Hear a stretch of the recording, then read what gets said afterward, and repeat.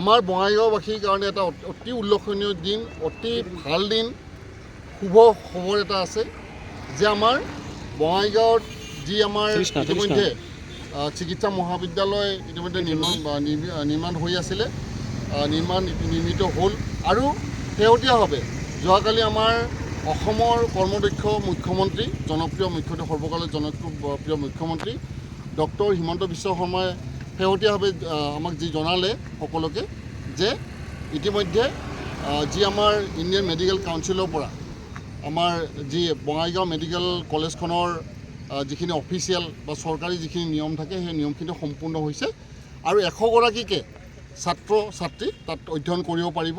অৰ্থাৎ যি আমাৰ শেহতীয়াভাৱে এটা স্বীকৃতি লাভ কৰিলে মেডিকেল কলেজখনে আৰু স্বীকৃত হ'ল অসমৰ 15 নম্বৰৰ মেডিকেল কলেজ হিচাপে এতিয়া স্বীকৃত হ'ল আৰু বঙাইগাঁওবাসী এই ক্ষেত্ৰত আমি সঁচাকৈ উৎফুল্লিত হৈ পৰিছোঁ যে এতিয়া আমাৰ যি বঙাইগাঁওবাসী, যে বঙাইগাঁও জিলাৰ যিখিনি গৰীব দুখীয়া ল'ৰা ছোৱালী আছে তেখেতসকলে ইয়াতে অধ্যয়ন কৰি ডক্টৰ হ'ব পাৰিব।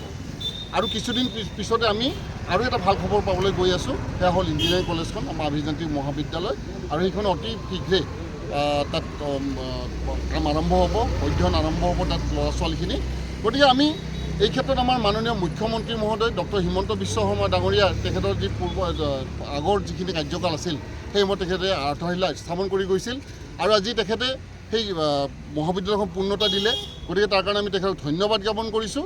লগতে আমাৰ বঙাইগাঁও জিলাবাসীক আমি শুভেচ্ছা অভিনন্দন জ্ঞাপন কৰিছোঁ আৰু মাননীয় কেন্দ্ৰীয় স্বাস্থ্যমন্ত্ৰী JP নাড্ডা ডাঙৰীয়াকো আমি ধন্যবাদ জ্ঞাপন কৰিছোঁ আৰু ভাৰত চৰকাৰৰ আমাৰ মাননীয় প্ৰধানমন্ত্ৰী আমাৰ নৰেন্দ্ৰ মোদী ডাঙৰীয়াক আমি ধন্যবাদ জ্ঞাপন কৰিছোঁ। তেখেতৰ নেতৃত্বত আৰু তেখেতৰ যি চিন্তা আৰু আমাৰ কৰ্মদক্ষ মুখ্যমন্ত্ৰী ডক্টৰ হিমন্ত বিশ্ব শৰ্মা ডাঙৰীয়াৰ যি চিন্তা যে অসমৰ প্ৰতিখন জিলাত এখনকৈ মেডিকেল কলেজ স্থাপন কৰাৰ যি চিন্তা, অৰ্থাৎ স্বাস্থ্য খণ্ডত অসমক আগুৱাই নিয়াৰ যে তেখেতৰ চিন্তা, সেই চিন্তা সাকাৰ হ'বলৈ গৈ আছে। গোটেই অসমত আজি ভাৰতবৰ্ষৰ অন্যতম যি 5খন ৰাজ্য, সেই 5খন ৰাজ্যৰ ভিতৰত এখন হ'বলৈ গৈ আছে, কি স্বাস্থ্য কেন্দ্ৰতে হওক, কি শিক্ষা কেন্দ্ৰতে হওক। গতিকে আমি মাননীয় মুখ্যমন্ত্ৰী ডাঙৰীয়াক ইয়াৰ পৰা আমি ধন্যবাদ জ্ঞাপন কৰিছোঁ, আমি বঙাইগাঁওবাসীক এটা ডাঙৰ এটা উপহাৰ দিয়াৰ কাৰণে। আৰু আমি নিশ্চিত যে অতি শীঘ্ৰে আমি ইতিমধ্যে যি আমাৰ বঙাইগাঁও মহাবিদ্যালয় বিশ্ববিদ্যালয় উন্নীত হ'ল, আমাৰ চিকিৎসা মহাবিদ্যালয় আৰম্ভ হ'ল আৰু আমাৰ অভিযান্ত্ৰিক মহাবিদ্যালয় আমাৰ আৰম্ভ হ'বলৈ গৈ আছে। গতিকে আমি বঙাইগাঁওবাসীৰ হৈ ভাৰতীয় জনতা পাৰ্টি বঙাইগাঁও জিলা সমিতিয়ে মাননীয় মুখ্যমন্ত্ৰী মহোদয়ক আমি ধন্যবাদ জ্ঞাপন কৰিছোঁ।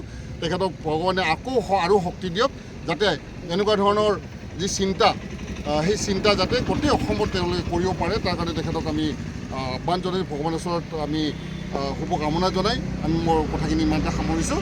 বোলে ভাৰত মাতা কি, doctor Himanta Biswa Sarma, doctor Himanta Biswa Sarma, JP নাড্ডাজী, Narendra Modi ডাঙৰীয়া।